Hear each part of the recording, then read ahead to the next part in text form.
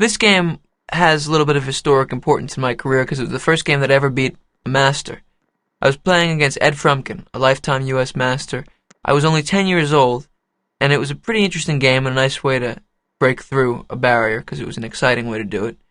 I traveled to this tournament with my father, and we were a team traveling around the country to different tournaments here and there. And this was a very big thing because for a little boy to beat a master is a pretty big deal. So here we go. I played e4. He played the Sicilian defense. Now, I didn't know openings so well when I was younger. I knew them well enough, but I'd mostly focused on the endgame and the middle game. So my theoretical knowledge wasn't up to snuff necessarily, so the way I played the opening was a little strange. Knight f3, e6, d4, c takes d4, knight takes d4, knight f6, knight c3, knight c6. This is a common Sicilian system. The main drawback to it is that he weakens the dark squares. You can see that his d6 squares are usually weak. And so the main line here is knight db5 for white. I'm threatening to play knight d6 check. Usually here black will play d6. White will play bishop f4 attacking the pawn. Black will play e5. And now he's taken a light square weakness. White will play bishop g5. And this is called the Pelican or Sveshnikov Sicilian, a very double-edged system which many strong grandmasters have played for many years. The Sveshnikov can also be reached immediately if black plays the Sicilian with the 4 knights out, and then instead of e6 plays e5. White plays knight db5, d6, and then bishop g5. You can see the same position gets reached with one move less being made.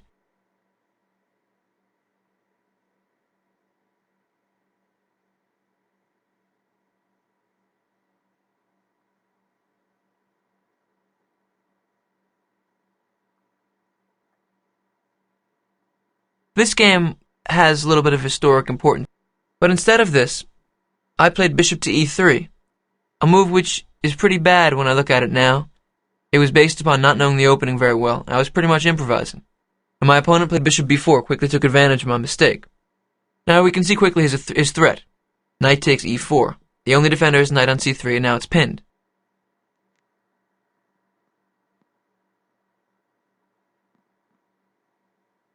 So I increased my defense of the e4 point by playing f2 to f3, trying to make things solid. Now I'd like to quickly bring out my light square bishop and castle kingside, because the pin on my knight on c3 is very bothersome. But my opponent didn't give me time to do that. He's a good master, and he stopped it. He played very actively because I had gone wrong. He played d7 to d5, hitting me in the center, when my position was a little off kilter, because my knight on c3 is pinned. He played correctly. So now already I was looking for a way to figure things out. I played the move bishop to b5. I pinned him in return. I'm trying to quickly develop and castle, so as to cut the losses, so to speak. I have a threat now of knight takes c6, b takes c6, bishop takes c6. Check. If he blocks his check with bishop d7, I take his rook on a8. He has to do something about this. He played bishop d7. After he played bishop d7, I have two possible plans to choose from. One is that I can castle away, which is a temporary pawn sacrifice. I'm allowing him to play bishop takes c3, b takes c3, then d takes e4, f takes e4, knight takes e4. And here I could play queen f3. I'm attacking his f7 pawn and his knight on e4. If he defends them both but brings his knight back to f6, I can win a pawn by playing knight takes c6, b takes c6, bishop takes c6. I've won back the pawn and he hasn't castled. Castling was an option, but I think I played better. Bishop takes c6, b takes c6, e5. I close the center, and I have a knight well stationed on d4. Now his knight on f6 has to go somewhere. What should he do? g8 seems to be the only square, and that's what he played, knight g8. If he plays knight h5, what do you think of his piece out there? The knight on h5 is pretty bad. There's an expression, the knight on the rim is grim. And in fact, it's very true here. He has nowhere to go, so if he doesn't do something fast, he'll lose a piece. I played e5 and he retreated the knight to g8. His plan is to play knight to e7 and then to come to either g6 or f5 squares. I played a3, and here my opponent played bishop a5. This allowed me to take a bind in the dark squares, which I very happily did. After a3, bishop a5, I played b4, and now we see the idea. Dark square play. His bishop on d7 looks very silly. He played bishop c7. What is his threat? My e5 pawn. I defended. f4. He played knight e7. And now I try to occupy the c5 square with my knight. Knight a4. We can feel White's plan. All of my pieces, my bishop e3, knight d4, knight c5, take advantage of his dark squared weaknesses. His bishop on d7 has no role in this game. White's position is clearly better. My plan, occupy the dark squares and then attack his king on the king side. He castled, and I brought my knight to c5. If he tries to prevent my knight from coming into c5 with bishop b6, I have a number of options. One is to simply castle away. Notice that if we trade dark square bishops, it'll just limit his control even more of the dark squares. Later on, if I want to, I can move my queen to c3 and play knight c5, so I can take back with a piece. His bishop can always take on c5, but after I take back, he'll have a very bad piece on d7. Another option for me, if he plays bishop b6, is to play queen d3. What's the idea of this move? To maybe even move my knight on d4 back to b3 and put a bishop on c5. Then I can occupy the d4 square with my knight. If black tries to defend the c5 square with bishop b6, it can be a good defensive idea. But notice that I have 3 pieces that can control the c5 and d4 squares, and these days he only has 1. Maybe later his knight on e7 can defend the d4 square with knight f5, but it's a long way from c5. I'm going to inevitably control the dark c5 and d4 squares. He castled, and I came into c5. Now he challenged my queenside control, a5. I solidified it a bit, c3. Knight c8, he played. And here we see that he's honing in on a weakness of my position. He's not the only person with weaknesses. My light squares are bad. His plan is to play knight b6 to c4. This makes perfect sense. If he has dark square weaknesses, maybe I'm taking too much of my time controlling the dark squares and exposing light squares to him. This is often true in chess. Sometimes your strength can be your weaknesses. In this position, my knights are very solid in the dark squares, but I've left something open, and he's headed right for it. Good play by black. I castled. He played knight b6. And now I began my kingside plan, queen g4. The point that I'm making is that I'm allowing him to have the c4 square. My play on the queen side is rather positional. It's consolidating, it's holding back his play. My real ideas lie on the king side. In the Sicilian defense, often when the center is closed, when the structure becomes closed, if black plays d6 to d5, and white plays e4 to e5, what results is white having a very clear plan of an attack on the king side, and black's pieces being somewhat closed off from the defense. Notice now that the bishop on d7, bishop on c7, and knight on b6 are a long way from helping out the king on g8, and this tells later in the game. He played knight c4, attacking my bishop on e3. I played bishop f2. And now my opponent played queen to e8. The reason he played queen e8 is twofold. For one thing, he's responding to my threat. My idea is to play bishop h4, attacking his queen.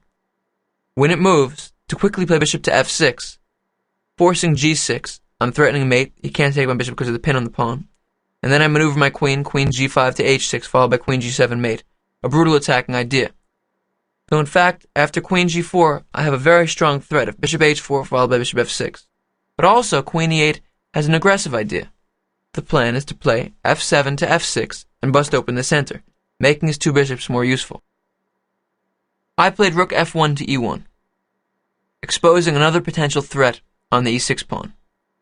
If he plays f6, I can take it and then take on e6. Look at the variation. f6, e takes f6, rook takes f6, knight d takes e6. My knight is defended 3 times and attacked 3 times. He can't take it. Although it's pinned, it's solid enough. My position is very good. I'm up a pawn. My next move will be bishop d4 or bishop h4 if he can figure out a way to defend his mate threat. Queen takes g7. White's winning here. So rook f1 to e1 prepared an attacking idea, which you'll see a little later, and at the same time defended against his threat of f7 to f6. Bishop c8 is a move which doesn't seem to do all that much, really. For one thing, he's moving the bishop away from the potential threat of knight takes d7, but I'm not planning on doing that so quickly. His other idea is eventually to maneuver the bishop to the a6 f1 diagonal. If the bishop comes to a6, I'm not going to take it, obviously, and maybe he could do something later on. When a guy plays a move like bishop d7 to c8, you know you've done well. His plans are limited. There's really not much he can do. I play bishop h4. What is my threat? I want to utilize the idea of the pinned defender. Once again, bishop to f6. Threatening checkmate. The only way to defend it is g6. Then I would play queen g4 to g5, and then come into h6, followed by queen g7 mate. There would be no way to stop that plan. Black would be doomed. Bishop h4 is a loaded move. Black has to defend. He played king h8. A good move. Now notice that if I play bishop f6, he can just take it. The pawn would no longer be pinned. King h8 was a good prophylactic move. And now in this position, it turns out that black does have a plan. What he wants to play is a takes b4. If I take back with my c pawn, then he'll win my a3 pawn. Rook takes a3. If I take back with my a pawn, he'll be able to trade off some material. Rook takes a1, rook takes a1, and then suddenly the e3 square is opened up to his knight. Knight to e3. The position would still be good for white, but he'd be getting some pieces into the defense. I didn't want to allow that. I played a3 to a4. My idea is if he takes on b4, I'll take back with the c pawn. When I played a4, I'm moving on the queen side, but in fact my plan is to attack on the king side. I'm just holding the queen side for one more move. He played bishop b6 to try to trade off my knight on c5, which was fine with me. I played rook a d1. What's my idea?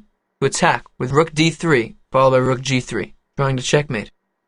He played bishop takes c5, thrilled to get rid of my solid knight, but of course he's traded off his only good bishop. I played b takes c5, and take a moment and look at the position. The quality of my pieces is clearly better. His bishop on c8 does absolutely nothing and is locked in by his own pawns. My plan is to play rook d1 to d3, and then rook over to g3. I was obviously thrilled about my position, and I was lower rated than my opponent, and I was playing as a chess master. I was a 10-year-old boy. It was a pretty exciting position for me. And now he played knight b2, and the idea which I had been thinking about abstractly for a long time finally started to become closer and closer to a reality. At this point in the game, I looked up around and tried to find my father, and I was disappointed to see that he was in the other side of the tournament room. Now, the reason I wanted to find my dad was because I was psyched because of the next move I was going to play. I had a long sacrificial attack. I played the move rook e1 to e3. At this point, I jumped up from the board while my opponent was trying to figure out why I just lost a rook. And I grabbed my dad and I tugged him on the sleeve and I said, "Dad, come on and watch this." And he always got nervous when I sacrificed material in chess, and I love to attack and I love to sacrifice. So I obviously had something up my sleeve. What do you think it was? Well, my dad stood and started watching the board. My opponent tried to figure out what I had in mind, and he took my rook on d1. Now I want you to take a deep breath and look at the position. I just lost a rook. What was my idea? My kind of player. If I attack normally with rook g3, he has good defensive chances. He can defend with rook g8. It's not easy to see how to continue my attack, and I've just lost a rook. My idea was different. I sacrificed my queen from 8 and 6. Queen takes g7. Check.